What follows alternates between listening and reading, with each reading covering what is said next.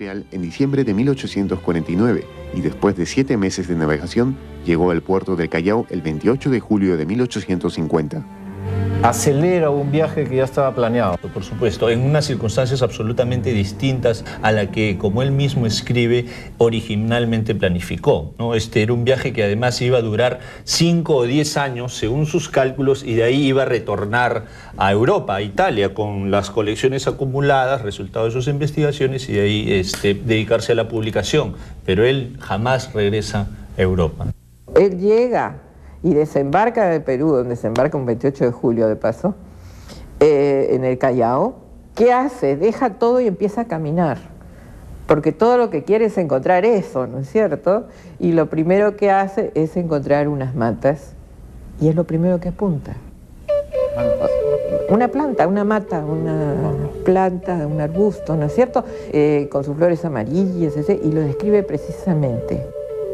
Llega al Perú en 1850, el 28 de julio, y es un joven naturalista, aunque todavía no lo es, ¿no? Se va a ser naturalista en el tiempo, ¿no? En el Perú, pero tiene la vocación de ser un estudioso de la naturaleza peruana. Llega al Perú relativamente cuando el Perú está resurgiendo recién, después de la crisis de la primera etapa de la independencia, ¿no? Tenemos una guerra civil, tenemos conflictos. Entonces él llega en el gobierno de Castilla. El gobierno de Castilla que tiene estabilidad económica, tiene unas ansias de progresar. Y entonces él se enmarca dentro de ese progreso, ¿no? Porque el gobierno le pagaba, o sea, él tenía una subvención del gobierno para sus viajes y recoger la información, porque en aquel tiempo los gobiernos de turno consideraban que era sumamente útil que se tenga esa información y que era para el desarrollo del país, ¿no es cierto? Era la época del guano, había un poco de dinero claro, extra. Perú era un país rico. Un país claro. Rico, claro, e interesado además en la exportación de materias primas, y Raimondi encajaba bien con ese proyecto. Encajaba perfectamente, y estábamos también en el siglo XIX, que era el desarrollo industrial, la revolución industrial, etcétera. Y cuando, por ejemplo, los norteamericanos marcharon de la costa del Atlántico para llegar hasta la costa del Pacífico con trenes y todo lo demás, siempre iba un grupo de científicos adelante, de botánicos, etcétera, que colectaban y estudiaban. Eso es muy típico de esa época. Entonces Raimondi encajaba perfectamente en esto. Entonces tenía una subvención.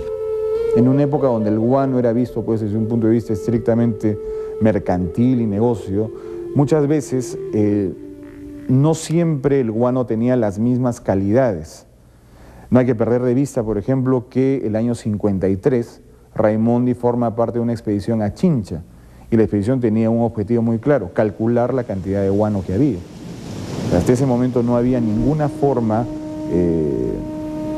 medianamente exacta de saber cuánto guano hay, y a partir de solo las existencias del guano en Chincha se puede determinar, pues, cuánto era lo que se podía exportar.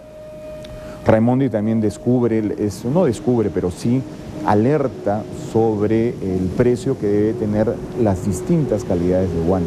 Entonces es un consultor permanente del Estado. Ese es un rol, creo yo, importantísimo en la vida de Raimondi, el consultor técnico del Estado.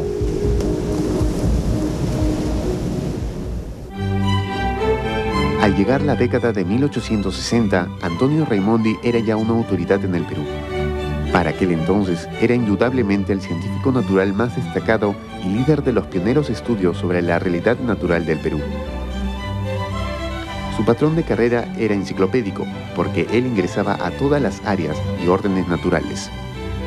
Por ejemplo, él fue a la vez zoólogo y botánico, y también geólogo y geógrafo. Raimondi es prácticamente hijo de parte de este tiempo de la Ilustración, ¿no? De Humboldt, de las ideas de Humboldt, de libertad, progreso, ¿no? Y en ese sentido podríamos describirlo como un naturalista enciclopédico, ¿no? Raimondi realizó muy buenas observaciones arqueológicas sobre el Perú antiguo y fue un fino observador de la sociedad y de sus costumbres. Sus conocimientos fueron múltiples y sus habilidades innumerables, incluyendo la cartografía y la museografía. Él anota minuciosamente todo lo que ve, lo que va desde la calidad de la tierra, ciertas cosas sobre el clima, las plantas, el ambiente, hasta costumbres y personas. Y sus anotaciones sobre las personas y sobre,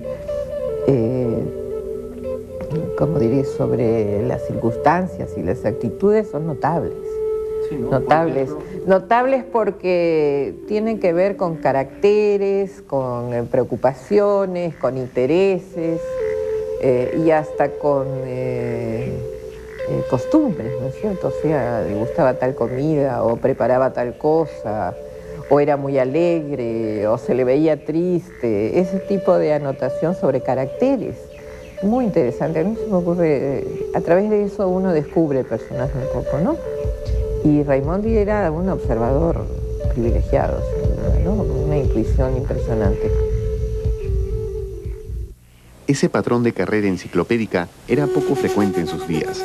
Correspondía a épocas anteriores, y en los días de Raimondi en Europa ya había comenzado la especialización de las ciencias naturales. Pero en el Perú, las necesidades eran tantas que permitían a alguien como Raimondi, con energía infatigable, incursionar en todas las disciplinas a la vez, yendo de una a otra para ofrecer una visión panorámica del Perú. ¿Por qué? ¿Cómo así alguien con esa vocación humanista, tan renacentista y tan poco adecuada a la segunda mitad del siglo XIX, donde más bien la tendencia de las ciencias era cada vez más rápido a la especialización? A la especialización, ¿no? Que fue tremendo. Por eso es que yo le decía un poco anticuado, lo veo como estilo.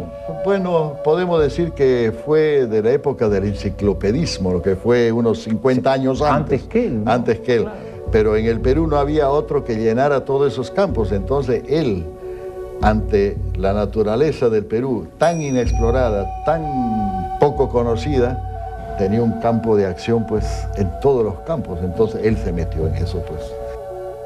Él tiene una magnífica biblioteca y siempre está actualizándose con los datos científicos que van avanzando en el mundo, ¿no? Y entonces él va actualizando, y como va acumulando materiales de ciencias naturales, va fijándose mucho en cómo esos elementos científicos de progreso también se pueden aplicar al Perú con la fauna peruana, con la flora peruana, con los avances de la mineralogía, por ejemplo, ¿no? Durante los años de 1860, Raimondi emprendió el periodo de su vida denominado Los Grandes Viajes. Estos fueron 3, al norte, centro y sur. Cada uno tardó años y en total el periodo cubre 10 años. Estos grandes viajes fueron completamente financiados por el Estado, para quien trabajaba presentando informes cuyo interés era promover el conocimiento del Perú para la mejor explotación de sus riquezas. Raimondi sabía que el Perú era muy mal conocido por los peruanos y se propuso descubrirlo para que se pueda explotar y lograr el bienestar para la nación. En todos estos viajes reunió gigantescas colecciones que han servido de base y fundamento para los museos en el Perú. Estas colecciones fueron básicamente depositadas en la Universidad de San Marcos. Las colecciones botánicas, geniales, grandísimas, etc. Las colecciones geológicas, increíblemente buenas, ¿no es cierto?, según el estado de la geología de aquel tiempo, que estaba bastante atrasada todavía. Después, todas las cuestiones sobre las aguas termales, él llegó a medir temperaturas de aguas termales, llegó hasta medir contenido de minerales, que era muy difícil en aquellos tiempos. Hoy día uno mete una cánula con una computadora y un equipo y le dice todo lo que tiene esa agua. En aquel tiempo había que llevar muestras, colectarlas, ir al laboratorio, hacer reactivos químicos para cada cosa, era complicado. Y después medición de alturas, descubrir pasos por la cordillera, etcétera, lo cual implicaba pues muchísimo tiempo de trabajo, de desplazarse, etcétera. O sea, fue un hombre polifacético.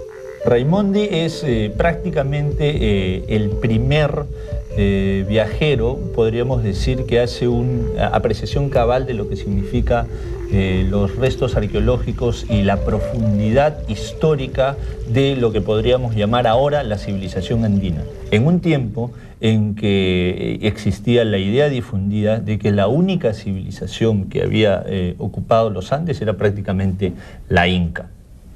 La profundidad de la historia andina, ¿quieres mostrar con ello la idea de que antes de los incas hubo un conjunto de culturas y civilizaciones y que el pasado es muy largo? ¿Esta Exacto. idea fue bien planteada, bien concebida? ¿Cuál es el grado de conocimiento que de ella tuvo? Raimondi tuvo certeza, en primer término, sobre la base de dos criterios, ¿no? La gran cantidad de, digamos, evidencias arqueológicas que pueblan el paisaje andino hasta la fecha, ¿no? Esa fue la primera. Era materialmente imposible que una sola civilización en 100 años hubiera podido hacer o legar tal cantidad, pues, de evidencias arqueológicas de toda índole.